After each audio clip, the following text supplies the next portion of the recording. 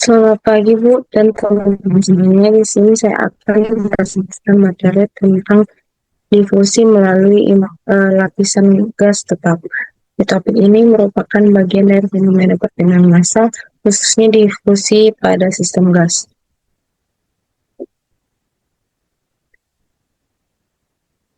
Di sini ada beberapa outline yang akan saya bahas, yaitu yang pertama fenomena, yang kedua elemen volume, yang ketiga asumsi, lalu penurunan rumusnya. Untuk fenomena difusi melalui lapisan gas tetap adalah proses di mana molekul gas bergerak dari daerah dengan konsentrasi tinggi ke daerah yang konsentrasi rendah, melewati lapisan gas yang diam atau tidak bergerak, di mana terdapat senyawa A dengan ketinggian Z sama dengan Z1 mengalami evaporasi dan bergerak melalui interface liquid A dan gas B, Z sama dengan Z1 sehingga menguap ke dalam gas B menuju Z sama dengan Z2, di mana gas A dan gas B itu merupakan campuran gas ideal, serta kecepatan gas di dinding lebih besar dari pusat.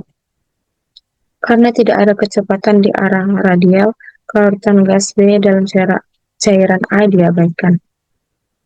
Terjadi dari daerah dengan konsentrasi tinggi, yaitu dekat permukaan cairan, menuju daerah dengan konsentrasi yang lebih rendah. Selain itu, sistem ini diasumsikan sebagai gas ideal, sehingga hubungan antara tekanan, volume, dan temperatur mengikuti hukum gas ideal.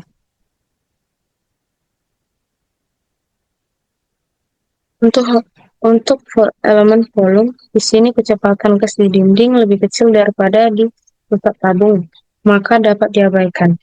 Lalu tidak ada kecepatan ke arah radial. Selanjutnya, arah kecepatan gas menuju ke arah Z, lalu posisi interface Z sama dengan 1 akan konstan. Oleh karena itu, perhitungan 0 sampai 1 akan dimulai dari Z sama dengan Z1.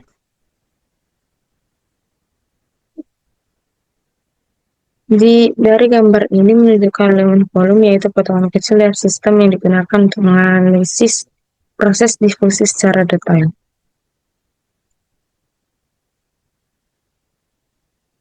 Perpindahan massa hanya terjadi dalam satu arah, yaitu arah Z dari bawah ke atas.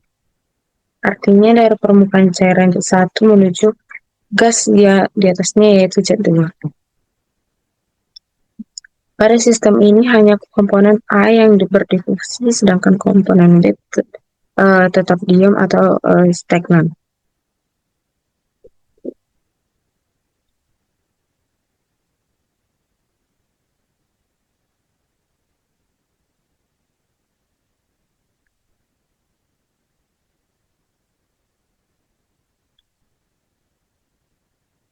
Kecepatan gas di dekat dinding lebih kecil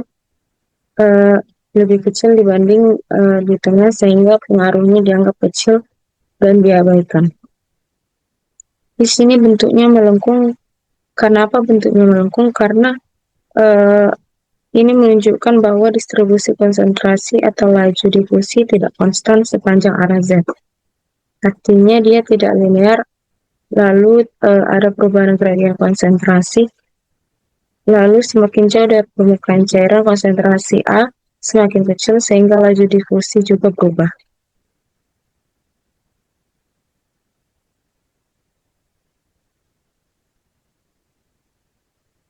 Z1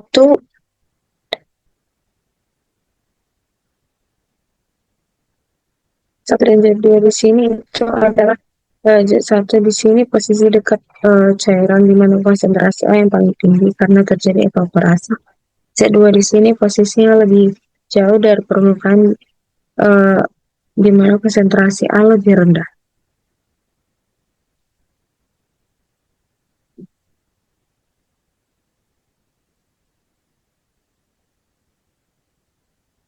Lalu selanjutnya itu ada asumsi. Intinya dari asumsi ini adalah yang pertama tidak ada perpindahan panas, lalu gas B tidak larut dalam cairan A, lalu tekanan konstan, lalu suhunya di sini adalah konstan, lalu sistemnya bersifat steady state. Untuk menyederhanakan analisis, digunakan beberapa asumsi seperti suhu dan tekanan konstan serta tidak ada perpindahan panas.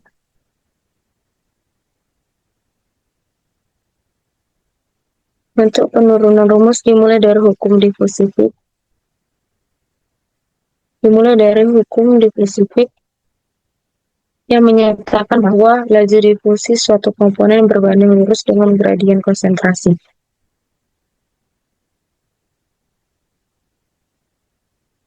Yaitu Na sama dengan NaZ sama dengan min C DAB DCA dxa per dx tambah xa NaZ tambah NBZ.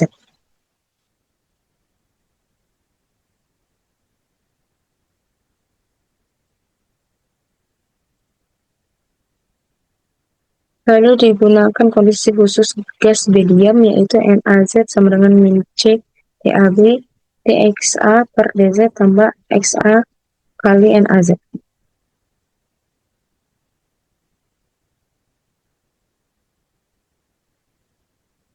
Di sini juga ada energi balance, yaitu NaZ Z, lalu dikurang laju alir massa yang keluar SNAZ, di mana Z tambah delta Z. Untuk laju produksi panasnya itu tidak ada. Setelah itu kita bagikan dengan S delta Z. Hasilnya untuk persamaan pertama yaitu NaZ di mana Z kurang NaZ di mana Z tambah delta Z per dz sama dengan 0. Habis itu kita limitkan,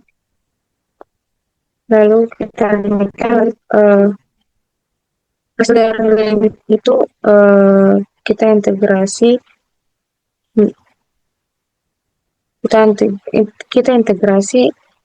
lalu dapatlah nilai NaZ sama dengan C1.